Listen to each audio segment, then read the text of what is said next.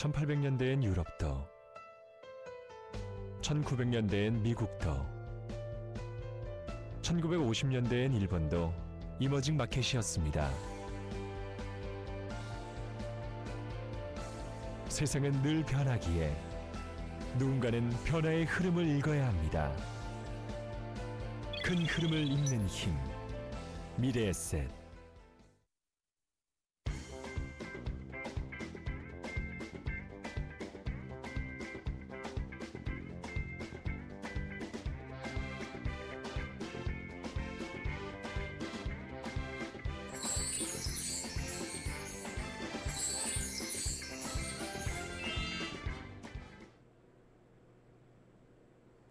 시청자 여러분 안녕하세요. 올바른 펀드 투자의 길잡이 슬기로운 펀드 생활의 장윤정입니다. 네, 어제 참 기분 좋은 밤 보내셨을 것 같은데요. 우리 축구 대표팀이 일본을 상대로 2대0 완승을 거뒀죠. 네, 이 기분 그대로 이어간다면 이제 얼마 안 남은 남아공 월드컵에서도 좀 좋은 성과를 기대해 볼 수 있을 것 같은데요. 네, 기대해 볼 수 있을 것 같습니다. 네, 오늘 좀 그 기운 그대로 받아서 화요일 아침 슬기로운 펀드 생활 좀 기분 좋게 시작을 하도록 하겠습니다. 네, 오늘도 도움 말씀 주실 미래에셋 자산운용 마케팅본부의 김정우 팀장 모시고 함께 이야기를 나눠보겠습니다. 팀장님 안녕하십니까? 네, 안녕하세요. 네, 오늘은 또 어떤 펀드 준비해 주셨나요? 네, 이제 월드컵도 얼마 안 남았는데 네. 우리 펀드 투자자들이 투자하는 이제 국가가 해외에 굉장히 많이 투자를 하고 있죠. 근데 이제 우리 투자자분들이 많이 투자하시는 브릭스를 넘어서 이제 아시아 지역이라든가 또는 우리 남아공이라든가 남아프리카라든가 이런 쪽에도 많이 투자를 하고 있습니다. 그래서 네. 오늘은 우리 투자자분들께서 브릭스를 넘어서 그 이외에 다른 주목해 볼 만한 시장이 어디가 있을까에 대해서 한번 다뤄보는 시간을 준비를 해봤습니다. 네. 그럼 국내 투자자들이 좀 어느 지역, 어느 국가에도 투자를 하고 있는지도 궁금해지는데요. 네, 그렇죠. 국내 투자자들이 많이 투자하고 있는 시장은 역시나 잘 아시겠지만 브릭스 시장에 가장 많이 투자를 하고 있고요. 개별 국가를 본다라고 하면 여기 이제 차트를 통해서 확인할 수 있는데 중국에 대한 비중이 40%까지 네. 이루고 있습니다. 그래서 굉장히 많이 투자를 하고 있고요. 그리고 중국을 포함해서 브라질, 러시아, 인도에 같이 포함한 브릭스 국가의 21%, 그리고 아시아 지역의 7.2% 투자를 하고 있어서 세 번째로 많이 투자를 하고 있다고 보시면 될 것 같습니다. 그래서 우리나라 투자분들께서는 특정한 한 국가에 많이 투자한다기보다는 이렇게 여러 지역에 묶어서 투자하는 그런 형태의 펀드에 좀 많이 투자하고 있다고 보시면 될 것 같고요. 중국을 제외한 브릭스, 아시아 글로벌 시장, 친디아 이렇게 지금 투자를 하고 있다고 보시면 될 것 같습니다. 현재 5월 달 현재 기준으로 봤을 때는 전체 해외 펀드의 잔액은 한 46조 원 정도 투자를 많이 하고 있다고 보시면 될 것 같고요. 네. 네, 그러면 이제 보니까 일단 중국 쪽에 상당히 많이 지금 투자를 하고 계시는데요. 그런데 요즘 일본 쪽에도 투자를 많이 한다라는 그런 얘기도 들었는데 저희 시간에서 이야기했던 것들을 생각을 해보면 2007년도 이후에 일본 시장에 투자를 하셨던 투자자 여러분들께서 그렇게 수익률이 좋지만 않다라고 이야기를 해주셨던 게 기억이 나는데요. 네, 맞습니다. 그러니까 우리나라 투자자분들께서 일본 시장에 투자했던 거는 이제 2005년, 2006년 그때 좀 많이 투자를 하셨고요. 최근에는 관심은 많이 좀 떨어진 시장이죠, 일본 시장이. 네. 왜냐하면은 이제 아시겠지만 2008년도에 글로벌 금융위기가 발생한 이후에 전 세계적으로 작년 같은 경우에 다른 나라들이 다 빠른 회복세를 보였는데 그 중에 일본만 유독 좀 굉장히 뒤처지는 모습을 보였다는 얘기죠. 그래서 일본 시장이 뒤처지는 가장 큰 이유, 최근에도 굉장히 안 좋은 모습을 보이고 있는데요.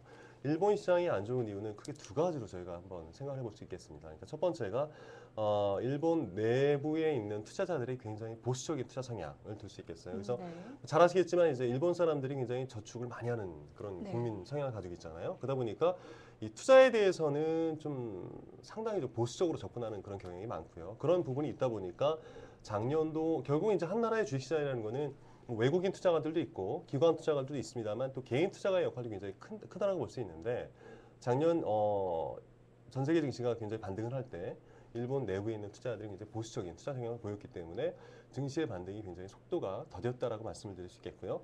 이러한 부분들이 최근까지도 계속 이어지고 있다고 보시면 될 것 같습니다. 그래서 향후에도 일본 시장에 대해서는 경제적인 측면도 물론 안 좋은 그런 부분을 보이고 있습니다만 이러한 보수적인 투자 성향이 앞으로도 좀 당분간 영향을 미치지 않을까라는 생각들을 많이 하고 있고요. 또한 측면에서 봤을 때는 이 일본 정부의 재정 적자 구조라고 볼 수 있는데요.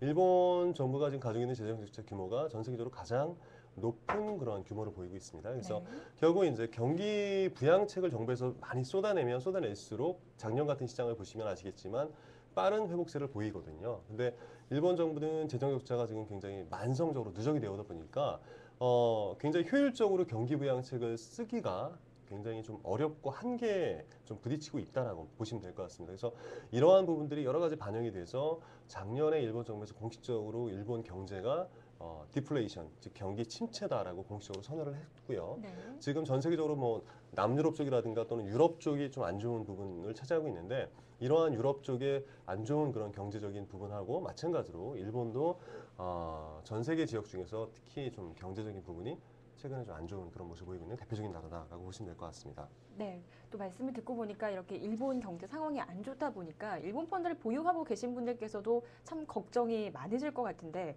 이제 앞으로 어떻게 좀 대처를 하시면 좋을까요? 네, 일본 쪽에 투자하고 있는 자산 규모가 앞에 표에서도 지금 네. 보여지고 있습니다만 6,200억 정도의 자금이 지금 일본 시장에 투자가 되고 있거든요. 그만큼 좀 많이 투자가 되고 있다고 보시면 될 것 같은데요.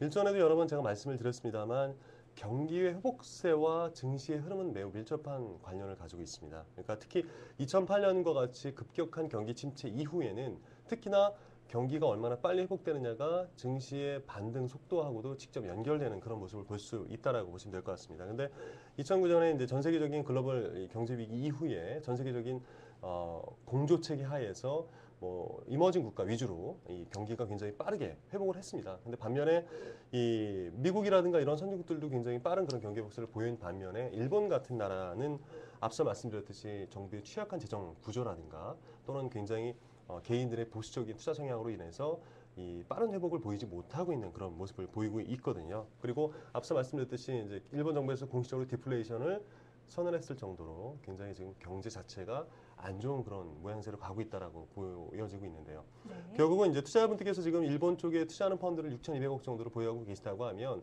결국은 이 자금을 지금 손해를 보고 계실 거고요. 많은 분들이 이 손해를 보고 있는 자금을 손해를 본 상태에서 환매를 하고 다른 쪽으로 갈아타기가 상당히 좀 어려우실 네. 거예요. 예, 그렇죠. 상당히 쉽지는 않은데 그렇다고 해서 지금 굉장히 좀 경제적인 부분도 좋지 않은 모습을 보여주고 있고 또 향후 전망도 그렇게 좋지 않은 그러한 일본 쪽에 계속해서 투자를 해 나가는 거는 사실 좀 권장해드리고 싶은 부분은 아니고요. 네. 예, 이런 경우에 우리가 리밸런싱이라는 용어를 많이 쓰는데요. 그러니까 결국은 같은 자금을 손해를 보고 지금 빠져나오신다 하더라도 다른 시장으로 이제 다른 좀 뭐 향후에 예상치가 좋은 그런 시장이 많지 않습니까? 특히 이머징 시장이 굉장히 좋을 걸로 예상을 하고 있는데 이런 시장으로 갈아타는 게 빠른 회복세를 보일 수 있는 가능성이 높기 때문에 네. 결국은 지금 일본 쪽에 투자하는 자금은 뭐 전액이 아니더라도 일부 환매를 하시고 다른 시장으로 갈아타는 거 이런 것들은 필요한 전략이 아닌가라는 생각을 해볼 수 있겠다라는 생각이 듭니다. 네. 일단 손해를 본다는 것 자체가 참 마음이 아픈 일인데요. 하지만 좀 더 큰 손해를 보기 전에 좀 다른 또 선택을 해보시는 것도 좋을 것 같습니다. 네, 지금까지 이제 일본 펀드에 관해서 이야기를 나눠봤는데요. 좀 다른 지역도 함께 이야기를 나눠보죠. 네, 뭐 일본 시장이 단일 시장으로 뭐 투자가 많이 되고 네. 있는 그런 상황이라고 말씀을 드렸는데요.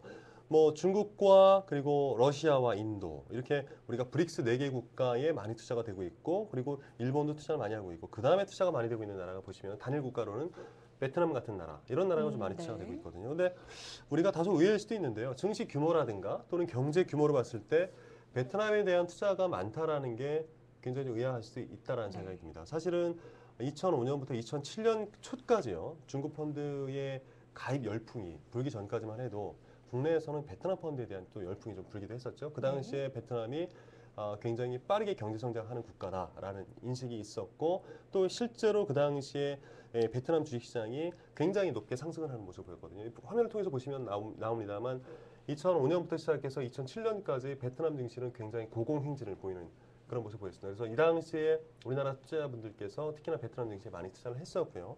근데 이제 2007년도 이후에 글로벌 금융위기 터지고 나서요. 베트남 증시는 역시 다른 나라 증시 못지않게 굉장히 가파른 하락세를 보였습니다. 네. 그래서 한때 1000포인트 이상 갔던 베트남 증시가 한때는 200포인트대까지 하락을 했었고요. 그래서 80%의 손실률, 우리 시장 하락률을 보면은 80%의 하락률을 보인 그런 굉장히 대폭락을 경험한 그런 시장이었죠. 그러다 보니까 많은 투자자분들께서 역시 베트남 펀드에 투자했던 펀드에서 역시 손해를 많이 보고 계신 게 사실이죠. 네. 팀장님 말씀처럼 이제 베트남 펀드를 보유하고 계신 분들 손해를 많이 보고 계실 텐데 그렇다면 이런 분들도 좀 회복세를 보이고 있는 다른 펀드로 좀 바꿔 타시는 게 좋을까요? 네, 뭐 일정 부분 그런 부분이 필요하다고 말씀을 드릴 수 있겠는데요. 근데 베트남 같은 경우는 일본하고는 좀 상황이 틀린 게요. 네. 이 국내에서 처음 베트남 펀드가 소개됐을 때 아마 이제 그 당시에는요, 베트남 증시 자체가 아직 굉장히 좀 작은 규모였고, 그리고 베트남 이 증시에 상장된 기업들도 많지 않았기 때문에 그 당시에는 대부분의 펀드가 5년 동안 환매가 불가능한 네. 폐쇄형 펀드로 출시가 됐었던 게 대부분이었습니다. 그래서 그 당시에 초기에 베트남 펀드에 가입했던 우리 투자자분들께서는 5년 동안은 환매 제한 기간에 묶이는 그러한 투자자분들이 많으셨는데요.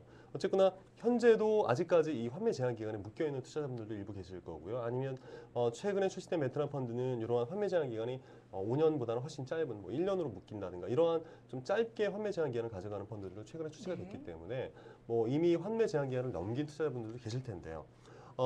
베트남 시장은 뭐 일본 시장처럼 이미 성장이 거의 끝나서 이제는 관리형으로 가는 그러한 선진국 증시와는 좀 다른 모양이죠. 그래서 과거에 이렇게 높은 성장세를 보였던 국면이 있었던 것처럼 향후에도 베트남 경제가 계속해서 지속적인 발전을 보일 걸로 예상을 하고 있고요. 네. 또 베트남 뭐 작년도에도 마찬가지입니다만 올해도 굉장히 높은 경제 성장률을 보일 걸로 예상을 하고 있는 게 베트남입니다. 그래서 이러한 계속해서 경제가 성장하는 국가의 증시라고 하면은 향후에 경제 성장세와 마찬가지로 증시도 성장할 가능성이 있기 때문에 현재 환매 뭐 손해를 보고 계신 투자자분들께서 굳이 뭐 환매를 뭐 다 해서 갈아탄다 다른 시장으로 라든가 네. 이러한 어떤 필요성보다는 뭐 일부는 환매하고 일부는 또 베트남 시장에 또 일부 남겨두고 또 기회를 이렇게 노리는 그러한 투자 전략이 또 필요한 시장이 베트남 시장이다라는 생각이 들고요. 네. 과거에 1170포인트까지 베트남 증시 갔었거든요.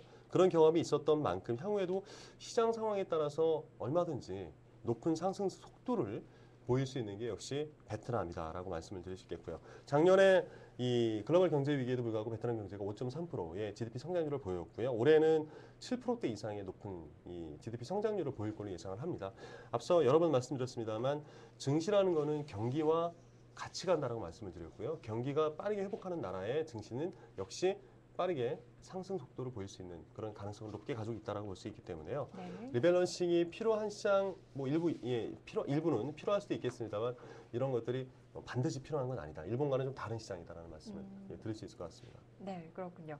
그리고 또 국내 투자자 여러분들께서 이제 브릭스에 이어서 두 번째로 많은 지역을 투자를 하고 계신 지역이 아시아 지역인데요. 그러면 이 아시아 지역에 관한 또 펀드에 관해서도 좀 소개를 해주시죠. 그렇죠. 이제 브릭스에 대해서 우리나라 투자자분들께 워낙 많은 관심을 가지고 투자를 많이 하셨었는데 역시 브릭스 다음에 투자를 많이 하고 있는 국가 이 지역이 아시아 지역에 지금 투자하고 있는 펀드들입니다. 그래서 우리가 뭐 아시아 지역 하면은 잘 뭐 생소할 수도 있겠고요. 그리고 아시아 지역이 사실 선진국이 뭐 우리나라라든가 일본 네. 시장이라든가 뭐 최근에 또 떠오르고 있는 중국이라든가 이런 나라 외에는 뭐 인도도 있고요. 이런 나라들 외에는 사실 잘 모르잖아요. 근데 의외로 아시아 지역에 대한 전 세계 투자자들의 관심이 많이 쏠려 있는 상황이고 우리나라 투자자분들도 아시아 지역에 투자를 제법 많이 하고 있다는 얘기죠. 네. 그래서 이 아시아 지역을 대표하는 그러한 이 투자처라고 하는 게 바로 이제 아세안이라고 할 수 있는데요. 아세안이라고 하는 거는 화면을 통해서 보시면 나옵니다만 동남아시아 국가 연합입니다. 그래서 총 뭐 싱가포르라든가 인도네시아를 포함해서 10개국이 지금 속해 있는 그러한 이 국가 연합체라고 볼 수 있겠고요. 여기에 투자를 하고 있는 펀드들이 또 많다라고 보시면 될 것 같습니다. 그래서 이 아세안 지역의 인구 규모는 2006년 기준으로 약 5억 6천만 명 정도 되기 때문에요. 굉장히 방대한 인구를 가지고 있고 또 이 10개 국가가 나름대로 각각 또 여러 가지 이 원자재라든가 또는 여러 가지 뭐 다양한 천연자원이라든가 이런 특징을 보유를 하고 있기 때문에요. 굉장히 가능성이 높은 지역이다라고 보시면 될 것 같고 또 성장의 기회도 굉장히 많은 지역이다라고 볼 수 있겠습니다. 그래서 지금 10개국의 주요 국가, 아세안에 속해 있는 주요 국가의 경제 현황을 지금 잠깐 표로 정리를 해봤는데요. 네. 뭐 다른 선진국이나 또는 브라질, 러시아, 인도, 뭐 중국 같이 이러한 브릭스 국가 4개 국가와 견줄 만한 그런 경제 구조는 아직까지 아닙니다. 하지만 계속해서 성장을 하고 있는 그런 국가고요. 이들 국가가. 그리고 이러한 성장세가 뭐 일본이라든가 이러한 선진국처럼 이미 성장세가 멈춰서 이제 뭐 계속해서 이제 관리 모드로 가는 그러한 국가가 아니고 계속 성장하는 국가라는 게 우리가 주목해 봐야 되는 그런 부분이고요.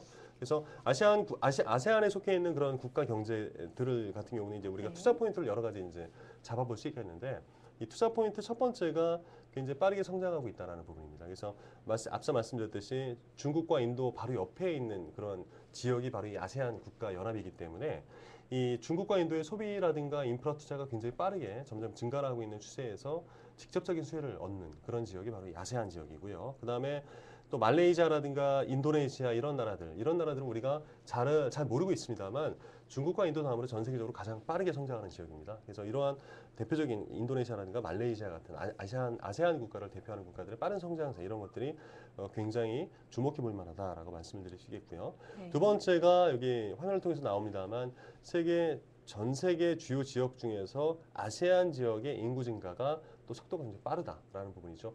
앞서도 말씀드렸습니다만 이 가장 경제에서 중요한 부분이 뭐 수출도 있고 투자도 있고 여러 가지가 있습니다만 내수 시장이 얼마나 활성화되느냐가 앞으로의 이 경제를 이끌어가는 그런 관건으로 우리가 굉장히 중요한 요인으로 생각을 하고 있는데요. 이러한 긍정적인 이러한 인구 증가율이라든가 또는 중산층의 증가 속도도 굉장히 빠르기 때문에 이러한 중산층 증가 속도 이런 것들로 인한 내수 시장의 확대 이런 것들이 아세안 지역에 대한 기대감을 굉장히 높게 가져가는 그런 이유 중에 하나라고 볼 수 있겠고요. 그리고 앞서 말씀드렸습니다만 이제 인구가 세계 5위권에 속할 정도로 굉장히 많은 인구를 가지고 있기 때문에 이러한 인구 구조라든가 또는 노동 가능 인구라든가 이런 것들을 봤을 때는 아세안 지역의 향후 이 가능성 굉장히 높다라고 말씀을 드릴 수 있을 것 같습니다. 네.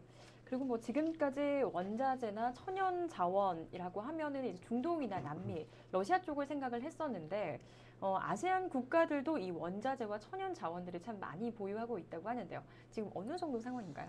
네, 뭐 인도네시아나 말레이시아 이런 나라들은요. 뭐 최근에 아시겠지만 인도네시아가 떠오르는 또 브릭스 네. 다음을 대체할 수 있는 그런 국가라고 또 많은 전문가들이 얘기를 하고 있듯이 인도네시아라는 나라 뭐 또는 말레이시아도 마찬가지고요. 굉장히 다양한 천연 자원을 가지고 있습니다. 그래서 지금 정리를 한번 해봤는데 뭐 보시면은 고무라든가 또는 오일이라든가 우리가 천연가스라든가 이런 것들도 인도네시아가 전 세계적으로 세계 22위의 원유 생산입니다. 그리고 목재나 또는 야자유, 뭐 고무라든가 이런 것들도 굉장히 많이 생산을 하는 국가가 바로 인도네시아거든요. 그래서 인도네시아뿐만 아니라 이제 뭐 베트남도 마찬가지고요, 또 말레이시아도 마찬가지인데 이러한 천연 자원, 뭐 에너지라든가 광물 자원 이런 것들의 이 보유량이 굉장히 많습니다. 그래서 우리가 이제 흔히 얘기하는 게 원자재 하면은 뭐 러시아 아니면 중동만 떠오르시는데 이런 나라들에서 벗어나서 이제 아시아 쪽에 있는 이런 국가들도 굉장히 다양한 그런 이 천연 자원을 가지고 있다는 부분을 우리가 꼭 이제 체크를 하셔야 될 것 같고요. 앞서 인도네시아 얘기를 말씀을 드렸는데 뭐 앞서 뭐 다른 말레이시아나 이런 나라들도 굉장히 많이 가지고 있다는 부분 다시 한번 말씀을 드리고요. 또 하나 앞서 잠깐 말씀을 드렸습니다만 또 역시 탄탄한 내수 시장이 인도네시아 이 여러 가지 아세안 국가들이 가지고 있는 또 하나의 굉장히 큰 장점이죠. 그래서 아까 뭐 중산층 얘기를 제가 잠깐 말씀드렸습니다만 750만 명 이상의 중산층 인구가 아세안 지역에 분포를 하고 있기 때문에요. 이러한 750만 명에 다루는 굉장히 방대한 이 중산층 인구가 2016년까지 이 지금 예상치가 나와 있는 것은 2배 가까이 증가할 걸로 예상을 하고 있습니다. 그래서 이러한 중산층 가구의 급격한 상승은 결국은 내수 시장을 탄탄하게 뒷받침하는 그런 가장 큰 요인이다라고 말씀을 드릴 수 있겠고요. 결국은 지금 중국이 굉장히 강대국으로 올라가고 있는 이유, 그리고 브라질이라는 나라가 역시 또 강대국으로 올라가고 있는 이유, 이런 이유들이 여러 가지가 있겠습니다만 가장 큰 이유 중에 하나가 이 탄탄한 인구 구조, 그리고 이 인구 구조를 기반으로 한 내수 시장. 이게 또 굉장히 이 두 나라의 어떤 탄탄한 경제 성장세를 뒷받침하고 있는 중요한 요인이기 때문에요. 이러한 아세안 지역의 이러한 역시 이 탄탄한 인구 구조가 또 굉장히 좀 향후에 아세안 지역을 굉장히 좀 떠오르는 그런 새로운 국가로 만들 수 있는 배경이 되지 않을까 하는 생각을 해볼 수 있겠습니다. 네. 그리고 국내 투자자 여러분들께서 많이 관심을 가지고 계시는 이 브릭스에 최근에 러시아를 빼고 인도네시아를 추가하는 비시스가 뭐 또 화제가 되고 있는데 지금 앞에서 팀장님께서 말씀을 해주셨듯이 인도네시아가 지금 빠른 경제 성장세를 보이고 있고 또 탄탄한 내수 시장 때문에 또 그만큼 더 인기를 끌고 있는 게 아닌가 싶습니다. 네, 그렇다면 이 인도네시아 시장에 대해서도 좀 간단하게 소개 좀 해주시죠. 네, 인도네시아 시장 역시 이제 최근에 말씀하셨듯이 네. 굉장히 좀 관심을 받고 있는 시장 중에 하나고요. 일부 얼마 전에 뭐 굉장히 유명한 애널리스트가 이 브릭스에서 러시아를 빼고 인도네시아를 넣자. 네. 그래서 말씀하셨듯이 이걸 뭐라고 읽어야 될지 모르겠는데 BICIS 네, 비시스라고 비시스라고 있는데. 읽죠. 예.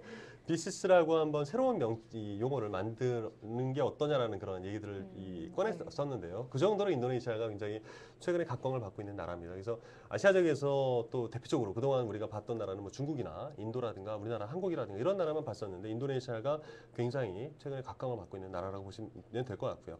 인도네시아 특징은 수출 의존도가 굉장히 낮습니다. 뭐 우리나라처럼 수출 의존도가 높은 나라가 아니라 수출 의존도가 낮고 내수 시장이 굉장히 탄탄하다고 말씀드릴 수 있겠는데요. 결국은 지금 인도네시아 역시 전 세계적으로 인구 규모를 봤을 때 세계 5위권의 그런 인구를 가지고 있는 국가, 굉장히 큰 인구를 가지고 있는 그런 국가이기 때문에 이러한 탄탄한 내수 시장이 배경이 될 수 있겠다라고 말씀드릴 수 있겠고요. 역시 이러한 탄탄한 내수 시장으로 인해서 지난 경기 침체의 영향을 상대적으로 적게 받은 나라였죠. 그래서 안정적인 성장세를 꾸준하게 이어가는 그러한 동남아시아를 대표하는 그런 국가라고 말씀을 드릴 수 있겠고요.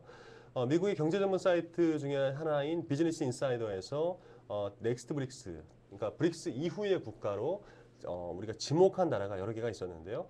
그 중에 역시 인도네시아가 포함이 됐고요. 네. 뭐 잠깐 소개를 드리면 그 넥스트 브릭스로 향후 10년간 가장 주목할 6개국을 꼽은 이 나라가 보면 멕시코, 그리고 오스트레일리아, 베트남, 인도네시아, 나이지리아, 그리고 남아프리카 공화국 이렇게 6개 국가를 꼽았습니다. 그래서 뭐 물론 여기에 우리가 꼭 맹신을 해서 이들 나라에 꼭 투자를 해야 되는 건 아닙니다만 그만큼 굉장히 주목을 받고 있고 각광을 받고 있는 나라다라고 보시면 될 것 같고요.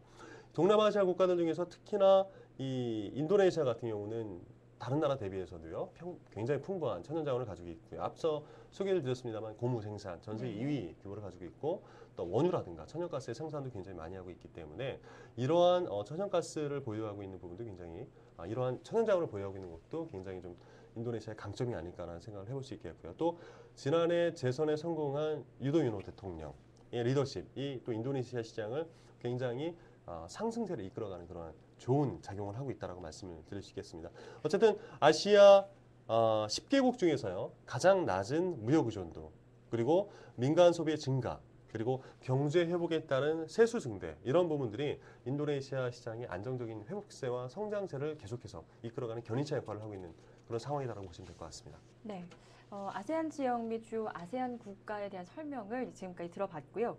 현재 또 업계에서 출시된 아시아 지역에 대한 뭐 펀드 상황이라든가 또 투자자 여러분들, 이 지역에 관심을 가지고 계신 투자자 여러분들께 조언을 해주신다면 어떤 게 있을까요? 네, 지금 동남아시아 쪽에 투자하는 펀드들은 굉장히 다양하게 나와 있고요. 네.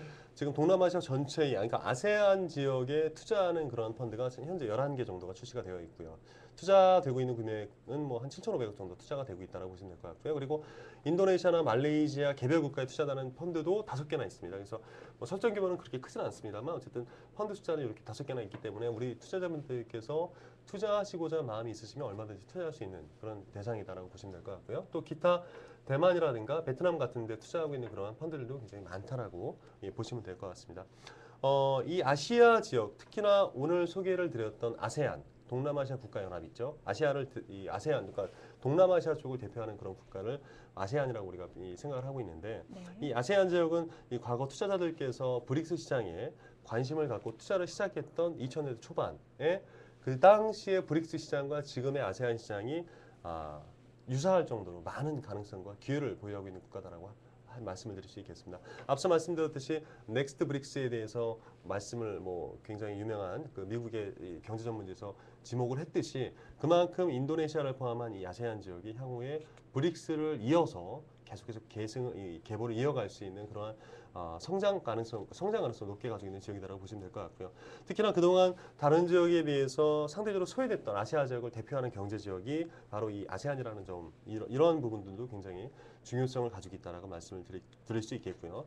하지만 이제 아직까지 경제 규모라든가 또는 증시 규모 이런 것들은 선진국이라든가 또는 브릭스 같은 이머징 시장을 대표하는 국가들 대비해서는 아직까지는 굉장히 작고 또 열악한 그런 규모를 가지고 있기 때문에 시장의 변동성도 크다라고 볼 수 있습니다. 그래서 앞서 베트남 증시의 어떤 모습을 보여드렸습니다만 상승 속도도 빠르겠습니다만 또 시장이 안 좋을 경우에는 굉장히 또 하락의 속도도 굉장히 가파르게 하락하는 부분도 우리가 볼 수 있었듯이 변동성이 높은 부분이 있다라고 말씀드릴 수 있겠고요. 따라서 이 과거 우리가 브릭스 시장에 대해서 장기적으로 어떤 장기적인 마인드를 가지고 높은 성장 가능성의 투자를 장기적인 마인드를 가지고 했다라고 우리가 생각이 되는데요. 이 아세안 지역도 마찬가지로요.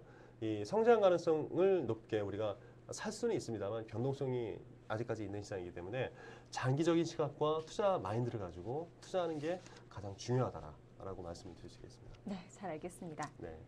네, 오늘은 비시스, 아세안 등 참 많은 용어들이 나왔는데요. 아시아 국가들 중에서도 좀 유망한 지역들이 많으니까 이 지역에 좀 관심을 가지고 좀 투자를 해보시는 것도 좋을 것 같다는 생각이 듭니다.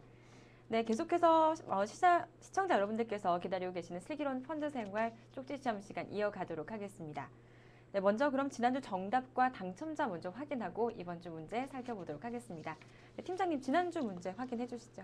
네, 지난주에는 원자재 펀드에 대한 말씀을 네. 드렸죠. 그래서 우리 투자분들께서 원자재 펀드 투자하실 때 꼭 참고하셔야 할 인덱스에 대해서 지난 시간 말씀을 드렸고요. 1956년부터 발표를 시작해서 원자재 가격이라든가 물가 동향을 점검하는 지표로 가장 널리 사용되는 지표를 맞추는 게 지난주 네. 문제였습니다. 정답은 CRB 지수였고요. 네. 네. 네, 지난주 참 많은 지수들이 나와서 좀 헷갈릴 수 있으셨던 부분인데요. 네, 정답 맞추신 분들 상당히 많으십니다. 네, 정답 CRB 지수. 당첨되신 분들 닉네임 초과수익, 블루울프, AGGIS97 닉네임을 사용하고 계신 이 세 분께 저희가 경제 관련 도서를 선물로 보내드리겠습니다. 네, 상품 수령 방법은요. 슬기로운 펀드 생활 게시판을 참조해 주시면 되겠습니다. 네, 팀장님, 그럼 이번 주 문제 출제해 주셔야죠. 네, 이번 주 문제는 좀 쉬울 것 같은데요. 네. 제가 계속해서 여러 말씀을 드렸기 때문에 예. 이번 주에는 헤어펀드 우리나라 투자자분들께서 투자하고 있는 다양한 헤어펀드 지역에 대해서 한번 잠깐 말씀을 드렸고, 그리고 이제 브릭스에 집중해서 투자했던 부분이 많았었는데 브릭스 다음에 우리 투자자분들께서 또 많이 투자하고 있는 지역이 어디냐, 그리고 또 향후에 우리가 주목해봐야 할 시장이 어디냐에 대한 말씀을 드렸습니다. 오늘 말씀드린 부분 중에서 뭐 제가 끝부분에 계속해서 말씀을 드렸습니다만 동남아시아 국가연합에 대한 말씀을 드렸죠. 결국은 이 동남아시아 10개 국가의 협력체, 연합체라고 말씀을 드릴 수 있겠고요. 동남아시아 경제를 이끌어가는 가장 대표적인 이 경제연합체, 국가연합체의 이름을 맞추는 게 오늘 문제입니다. 네. 이게 쉽죠? 네.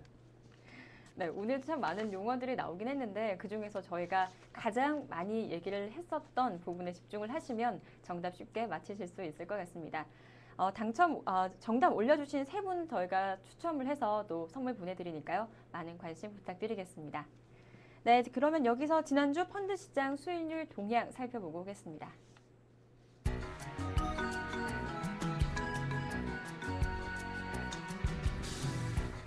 펀드평가사 제로인이 20일 아침 공시된 기준 가격으로 펀드 수익률을 조사했습니다. 국내 주식펀드는 한 주간 1.27% 하락했는데요. 세부 유형으로 살펴보면 일반 주식펀드는 한 주간 마이너스 1.47% 수익률을 기록했고 중소형 주식펀드가 0.77% 성과를 보인 것을 제외하고는 국내 주식형 모두가 마이너스 성과를 기록했습니다.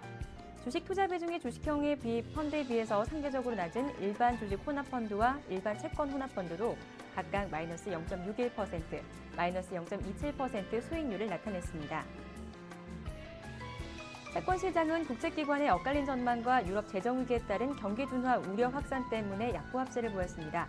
채권 시장 약보 합세의 채권 펀드는 전주에 이어 마이너스 수익률을 보이면서 0.01% 하락했는데요. 금리 변동에 민감한 중개 채권 펀드는 0.02% 하락했고 일반 채권 펀드도 0.02% 하락했습니다.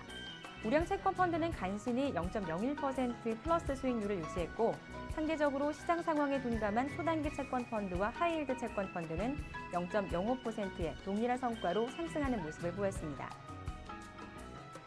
20일 제로인 유형별로 기준으로 펀드 자금 동향을 조사했는데요.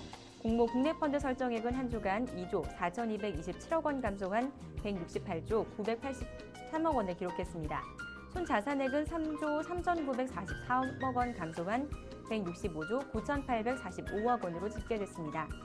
증시 급락 시기에 펀드에 가입해서 저가 매수 기회를 살리려는 투자자들에 의해서 ETF를 제외한 주식형 펀드 설정액은 직전주의 2분의 1 수준인 2,832억 원 증가했습니다.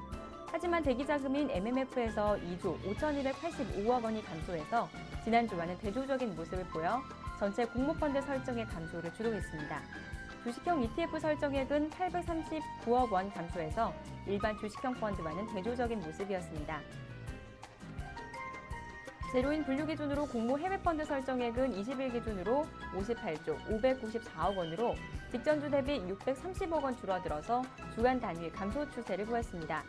순자산액은 글로벌 증시 하락에 1조 1,076억 원 감소한 43조 6,130억 원을 기록했습니다. 유형별로 살펴보면 해외 채권 혼합형과 해외 채권형에서는 각각 27억 원, 230억 원 증가했습니다. 해외 주식형은 641억 원 감소했고요. 해외 주식형 주식 혼합형도 218억 원 감소했습니다.